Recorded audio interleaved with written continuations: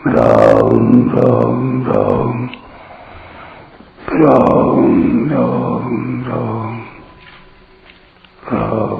राम राम नारायण नारायण। संबंध। पूर्व श्लोक में भगवान ने कहा कि ये जीव मनुष्य शरीर में मेरी प्राप्ति का अवसर पाकर भी मुझे प्राप्त नहीं करते, जिससे मुझे उनको अधम योनि में भेजना पड़ता है। उनका अधम योनि में और अधम गति में यानी नरक में जाने का मूल कारण क्या है, इसको भगवान आगे के 21वें श्लोक में बताते हैं। त्रिविधं नरकस्येदं द्वारं नाशनमात्मनः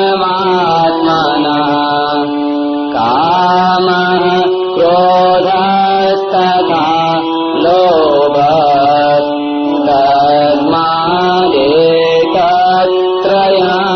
त्यजेत्।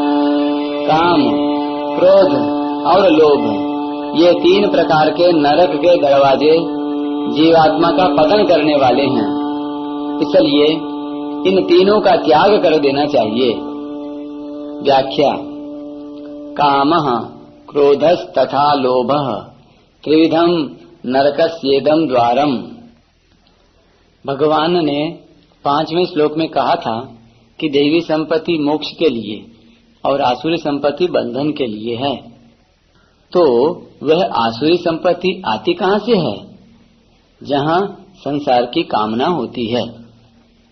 संसार के भोग पदार्थों का संग्रह, मान, पढ़ाई, आराम आदि जो अच्छे दिखते हैं, उनमें जो महत्व बुद्धि या आकर्षण है, बस वही मनुष्य को नरकों की तरफ ले जाने वाला है।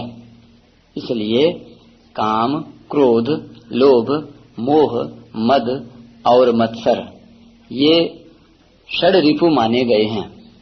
इनमें से कहीं पर 3 का, कहीं पर 2 का और कहीं पर 1 का कथन किया जाता है, पर वे सब मिले जुले हैं, एक ही धातु के हैं। इन सब में काम ही मूल है, क्योंकि कामना के कारण ही आदमी बंधता है। 3रे अध्याय के 36वें श्लोक में अर्जुन ने पूछा था कि मनुष्य न चाहता हुआ भी पाप का आचरण क्यों करता है। उसके उत्तर में भगवान ने काम और क्रोध ये 2 शत्रु बताए, परंतु उन दोनों में भी एष शब्द देकर कामना को ही मुख्य बताया, क्योंकि कामना में विघ्न पड़ने पर क्रोध आता है। यहाँ काम, क्रोध और लोभ ये 3 शत्रु बताते हैं। तात्पर्य है कि भोगों की तरफ वृत्तियों का होना काम है और संग्रह की तरफ वृत्तियों का होना लोभ है। जहाँ काम शब्द अकेला आता है, वहाँ उसके अंतर्गत ही भोग और संग्रह की इच्छा आती है। परंतु जहाँ काम और लोभ दोनों स्वतंत्र रूप से आते हैं, वहाँ भोग की इच्छा को लेकर काम और संग्रह की इच्छा को लेकर लोभ आता है, और इन दोनों में बाधा पड़ने पर क्रोध आता है। जब काम, क्रोध और लोभ तीनों अधिक बढ़ जाते हैं, तब मोह होता है। काम से क्रोध पैदा होता है और क्रोध से सम्मोह हो जाता है। यदि कामना में बाधा न पड़े तो लोभ पैदा होता है और लोभ से सम्मोह हो जाता है। वास्तव में यह काम ही क्रोध और लोभ का रूप धारण कर लेता है।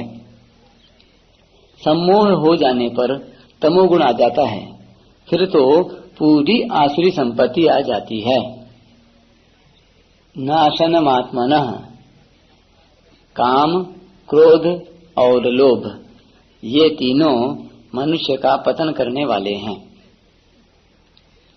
जिनका उद्देश्य भोग भोगना और संग्रह करना होता है, वे लोग अपनी समझ से अपनी उन्नति करने के लिए इन तीनों दोषों को हितकारी मान लेते हैं।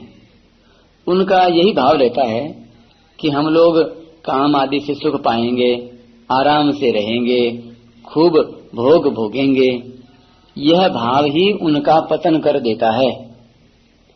तस्मादेतत्रयम् त्यजेत। ये काम, क्रोध आदि नरकों के दरवाजे हैं, इसलिए मनुष्य इनका त्याग कर दे। इनका त्याग कैसे करे?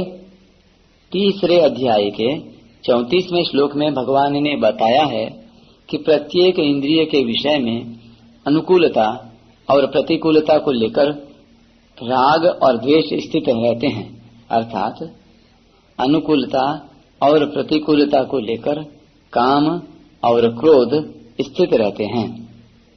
साधक को चाहिए कि वह इनके वशीभूत न हो। वशीभूत न होने का अर्थ है कि काम, क्रोध, लोभ को लेकर अर्थात इनके आश्रित होकर कोई कार्य न करे, क्योंकि इनके वशीभूत होकर शास्त्र, धर्म और लोक मर्यादा के विरुद्ध कार्य करने से मनुष्य का पतन हो जाता है। परिशिष्ट भाव। भोग भोगना काम है, संग्रह करना लोभ है। भोग और संग्रह में बाधा देने वाले पर क्रोध आता है। ये तीनों आसुरी संपत्ति के मूल हैं। सब पाप इन तीनों से ही होते हैं। व्यक्ति और पदार्थ तो यहीं छूट जाते हैं, पर भीतर का भाव आसुर मनुष्यों को नरकों में ले जाता है।